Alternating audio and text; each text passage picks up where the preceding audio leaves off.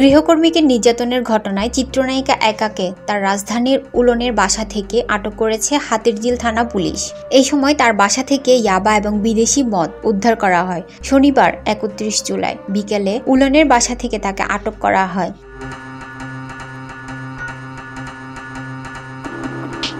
বিষয়টি নিশ্চিত করেছেন হাতিরঝিল থানার পরিদর্শক তদন্ত মহিউদ্দিন। তিনি বলেন, গৃহকর্মীকে মারধরের ঘটনায় আহত গৃহকর্মীকে প্রাথমিক চিকিৎসা দিয়ে থানায় নিয়ে আসা হয়েছে। এ ব্যাপারে আইনানুগত ব্যবস্থা প্রক্রিয়াধীন রয়েছে। এছাড়া যেহেতু তার বাসা থেকে ইয়াবা এবং মদ উদ্ধার করা হয়েছে, এই ব্যাপারেও ঊর্ধ্বতন কর্তৃপক্ষের সঙ্গে কথা বলে ব্যবস্থা নিতে হবে।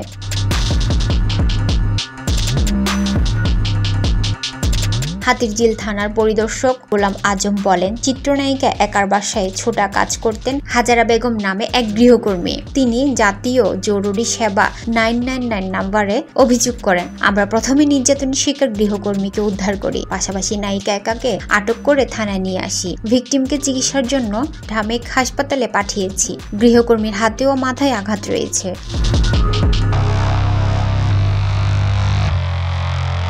ওই গৃহকর্মীর স্বামী জানান, তার স্ত্রী হাজেরা বাসা বাড়িতে ছোটা কাজ করেন। ওই নায়িকার বাসায় 3 মাস ধরে কাজ করছেন। বাসা চেঞ্জ করায় হাজেরাকে অতিরিক্ত সময় কাজ করতে বলেন একা। তাকে অস্বীকৃতি জানিয়ে হাজেরা তাকে বলেন, আগে বলতেন তাহলে অন্য বাসাগুলোকে জানিয়ে আসতে পারতাম। এতে ক্ষিপ্ত একা বলেন, তোমার আর কাজ করতে হবে না। এসব কথার প্রেক্ষিতে হাজেরা তার বেতন চান।